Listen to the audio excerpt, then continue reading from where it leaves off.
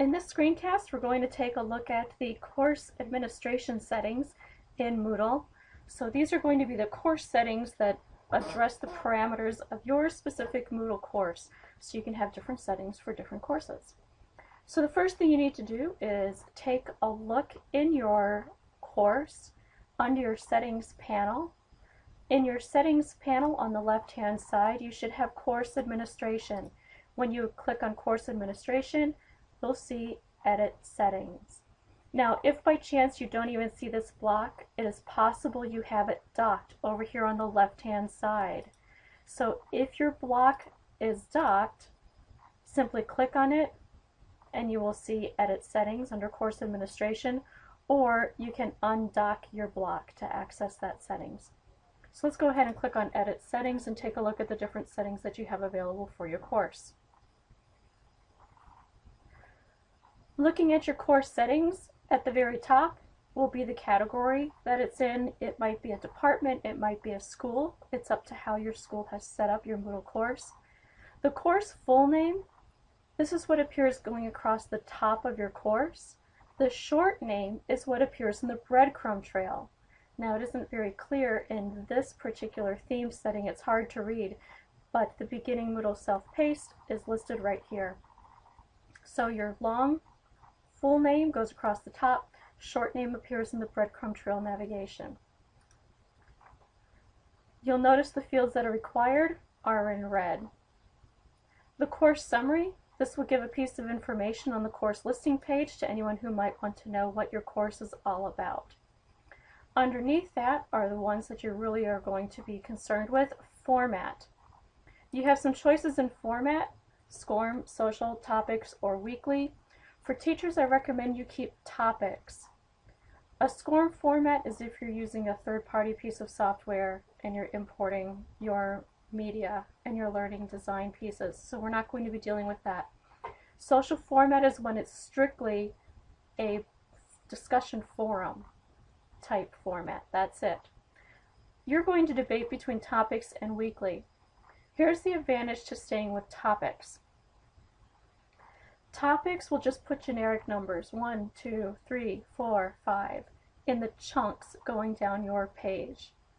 If you choose weekly, your Moodle is going to pre-populate with the dates that are related to the number of weeks and the start date. While that appears on the surface to be convenient, if you have snow days, assembly days, days off of school that you weren't anticipating, you will have arranged all of your content in your Moodle, and then you discover that you're going to have to start moving things because you had unanticipated things happen in school. So you're going to be clicking and dragging things down or moving things around in your Moodle. So for the most flexibility, teachers are tending to stick with topics. How many topics can you have in a course? Why, up to 52. So that is plenty. You may add, remove topics, the number of topics at any time. The course start date, choose an appropriate date. We're not going to worry too much about the hidden section, the news items. These generic settings are all fine. If you're wondering what any of these are, I have a link on the page as well for where to access the Moodle documentation. You can also click on the little help icon and it will give you the information specific to that field. And that is a very, very helpful feature in Moodle, so don't be afraid to do it. You do want to check the maximum upload size for files. Make sure it's set to 100 meg if that's an option for you. That is a pretty generous file size for students to be able to upload. If it's something less and they're using media, if they're using film, photos, having it less than 100, you might run into file size limits. So set it to 100. Legacy course files, don't worry about that. You can have it set to no because you have a brand new course. The theme is where you get to choose the skin, the design of your course. So you can play with this, you can change your theme at any time. Guest access is totally up to you, whether or not you're going to allow people to come in and lurk in your course. If they come in and lurk, they cannot do. So if you have any interactive things, such as the forum discussions, or a chat, or uploading a file, or taking a quiz. They can't do those things. They can only see the content you've put up. If you decide to allow guests, you can actually put a password on it, so not anyone can get into your course.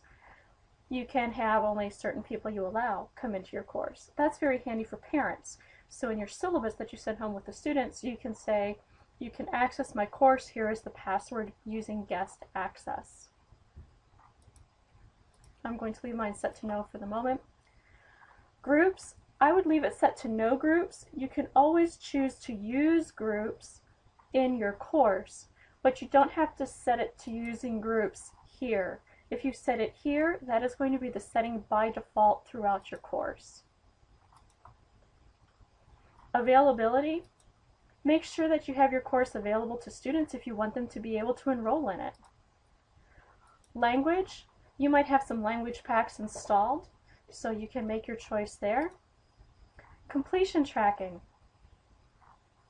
If you have completion tracking as available, what it will do, it will allow the students to put a check mark manually beside activities they complete, or you can even set some parameters that a check mark will appear automatically after certain tasks are completed. So it's a way to help students keep track of where they are in the course and what they've done, so I recommend going ahead and enabling that. You will be able to determine which activities and resources in your Moodle will have a completion and activity tracking feature to it. Role renaming, you're only really worried about role renaming if you would like to refer to yourself with a different word other than teacher. So if you would prefer the system refer to you as profesora or another word, you can put that word in there, but you probably won't need to deal with role renaming. Once you've set your field, click Save Changes. And you can always come back and change these settings later should you need to.